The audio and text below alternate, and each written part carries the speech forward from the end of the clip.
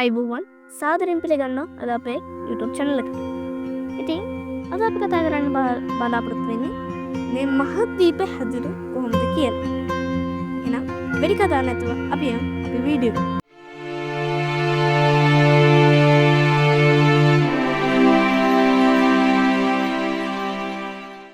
ඉතින් මහද්වීපයක් කියන්නේ මොකක්ද? මහද්වීපයක් කියන්නේ විශාල භූමි ප්‍රදේශයක්. අප්‍රිකාව, ඇන්ටාර්ක්ටිකාව, ආසියාව, ඕස්ට්‍රේලියාව, යුරෝපය, උතුරු ඇමරිකාව, දකුණු ඇමරිකාව මේ වලට උදාහරණ. ඉතින් මේ මහද්වීප හැදුනේ කොහොමද? ඇත්තටම මේ මහද්වීප කලින් හැදලා තිබ්බේව නෙමෙයි. මේවා මුහුදු පතුලේ තිබ්බ ගල් වලට වැඩිය මෘදු පර්වත වලින් එහෙම නැත්නම් හයිය නැති දැඩි නැති පර්වත හේවත් ගල් වලින් හැදුණු ඒවා. ඉතින් පොළොවේ මැද තියෙන දැඩි උෂ්ණත්වය නිසා පොළොව දෙකට වෙලා විශාල කොටස් වල කැඩලා තියෙනවා. මේ කැබලි ඇදී යනකොට ඒත් එකම මහද්වීප ඇදගෙන යනවා. මේ ඇදීම සිදු වෙන්නේ ඉතාමත් හිමි. ඉතින් ශත වර්ෂයකටම මහද්වීපයක් හෙළවෙන්නේ සෙන්ටිමීටරයක් වගේ කුඩා ප්‍රමාණයක්. අවුරුදු ගානකට කලින් මිනිස්සු ඇමරිකාවේ, යුරෝපයේ වගේම අප්‍රිකාවේ හැඩය දැකලා තියෙනවා.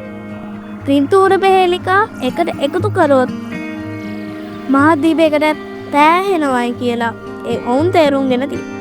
ඉතින් මේ විශාල බිමක් පසුව කැඩී බිඳී ගොස් ඇති බව ඔවුන් අදහස් කළා තියෙනවා. ඉතින් මහද්වීප පාවීම කියලා මේක හඳුන්වනවා. ඉතින් මේ මුලින්ම යෝජනා කරලා තියෙන්නේ 1913 දී ඇල්ෆ්‍රඩ් වැන්කර් විසින්. මුල්ම මහද්වීප පිළිබඳ න්‍යාය නිපදවනු ලැබුවේ මහද්වීප පාවීමේ න්‍යාය කියලා.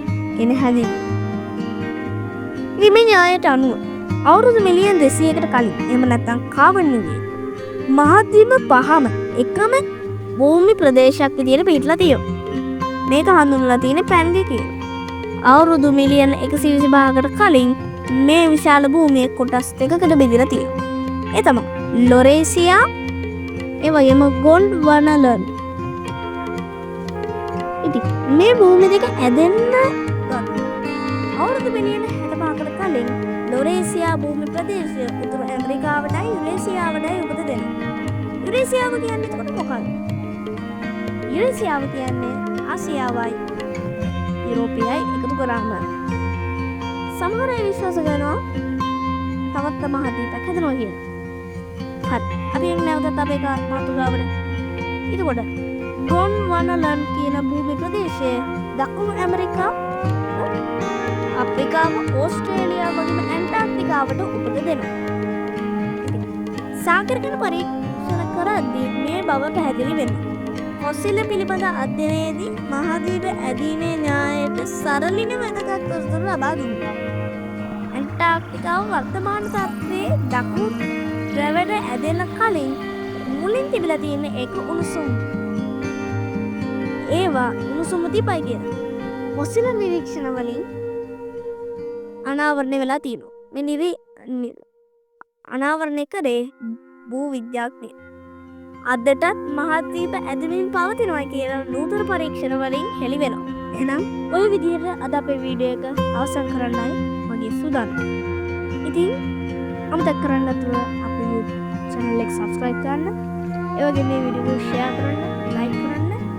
ඒ වගේම අමතක කරන්න නැතුව subscribe කරනවා වගේම bell icon එක click කරොත් අපි දාන වීඩියෝ එක ඔයාලට ඉස්සෙල්ලින් එවෙලෙම ඔබට ලබා ගන්න පුළුවන්. එහෙනම් ඔබ සියලු දෙනාටම ජය